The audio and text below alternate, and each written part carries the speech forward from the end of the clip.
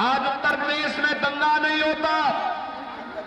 दंगाई अगर कहीं दंगा करता है तो उसके पोस्टर अगले दिन चौराहे पर लग जाते हैं कि ये घोषित दंगाई है।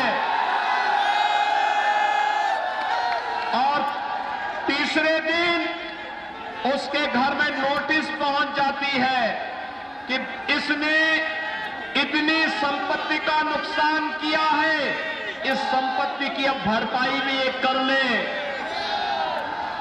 जब तक अपराधी के मन में भय नहीं होगा, भाइयों बहनों, व्यवस्था को आप अच्छे ढंग से आगे नहीं बढ़ा सकते। और बिना भेदभाव के इन पेशेवर दंगाइयों और अपराधियों को, इन बमबाजों को जो बम चला करके राज्यों को राज्य नहीं करवाते थे, बेटी और बहनों की सुरक्षा पे सेंध लगाते थे, व्यापारियों की सुरक्षा पर सेंध लगाते थे, उनके लिए सरकार का बहुत स्पष्ट संदेश था कि अपराध करोगे तो उसकी भुगतान भी करोगे। और भाइयों बहनों, अपराध और अपराधियों के प्रति जीरो टॉलरेंस की नीति का परिणाम है आज उत्तर प्रदेश में दंगा नहीं होता, कर्फ्यू नहीं लगता, बमबाजी नहीं होती। आज तो उत्तर प्रदेश में कांवड़ यात्रा शानदार तरीके से निकल रही है और कांवड़ यात्रा में हर हर बम बम के नारे लगते हैं। ये है नया उत्तर प्रदेश, यही है नया उत्तर प्रदेश। हम लोगों ने भाइयों बहनों जो कहा सो करके दिखाया। ये बड़े बड़े पेशेवर अपराधी और माफिया जो पहले सत्ता का संचालन करते थे, गरीबों का, व्यापारियों का, बहन बेटियों का जीना हराम कर देते थे, आज आप देख रहे होंगे ये सभी जेल के अंदर हैं और जान की भीख मांगने के लिए मजबूर हैं। आज आप देखते होंगे इनको गिड़गिड़ाते हुए। और मैं फिर आया हूं आपसे कहने के लिए, भाइयों बहनों, मैं तो आपको यही आश्वासन देने के लिए आया हूं। एक बात बताऊं मैं, और वह बात है, समाजवादी पार्टी के वरिष्ठ नेता मुझसे कहे कि अब चुनाव के दौरान तो बुलडोजर नहीं चलेगा। मैंने कहा चिंता मत करो, कभी कभी उस बुलडोजर को रेस्ट भी चाहिए होता है। तो चुनाव के दौरान मैंने पूरे प्रदेश के बुलडोजर को मरम्मत के लिए भेजा हुआ है। तो लोगों ने कहा क्या करेंगे इसके बाद?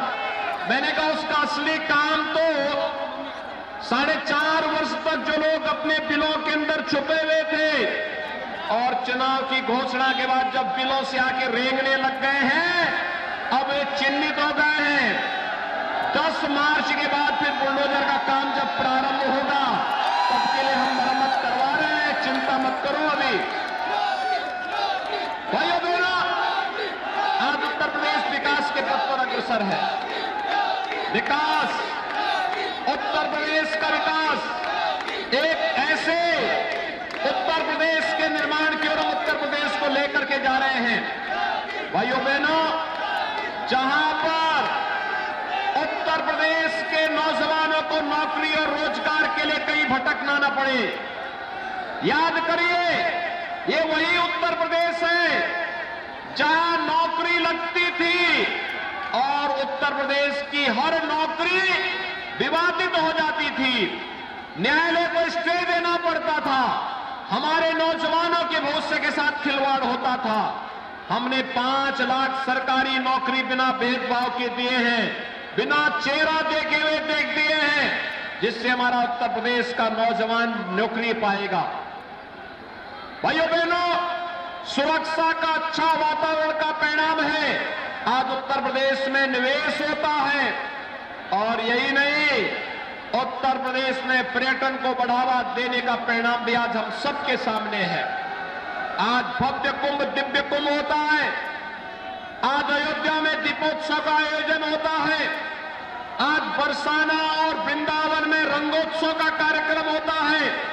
और यही नहीं, हमने पिछली बार कहा था ना कि अयोध्या में राम मंदिर हम ही बनाएंगे। भाइयों बहनों, याद करिए, 5 अगस्त आज 2020 कोरोना कालखंड भी अयोध्या में राम मंदिर निर्माण का मार्ग अवरुद्ध नहीं कर पाया। अयोध्या में भगवान राम का भव्य मंदिर के निर्माण का कार्य प्रारंभ हो चुका है। हर भारतवासी के लिए इससे बढ़कर के गौरव की बात क्या हो सकती है कि प्रभु राम 500 वर्षों के बाद फिर से प्रभु राम का भव्य मंदिर के निर्माण का कार्य प्रारंभ हो गया है। भारतीय जनता पार्टी जो कहती है सो करके दिखाती है। हमने जो कहा सो करके दिखाया है। और इसलिए भाइयों बहनों, आज मैं आपके पास एक बार फिर से आया हूं। याद करिए क्या नियति होती है, पिछली सरकारें क्या करती थी। याद करिए समाजवादी पार्टी की सरकार 2012 में आई और सबसे पहला काम क्या किया था, आतंकवादियों के मुकदमों को वापस लेने का किया था।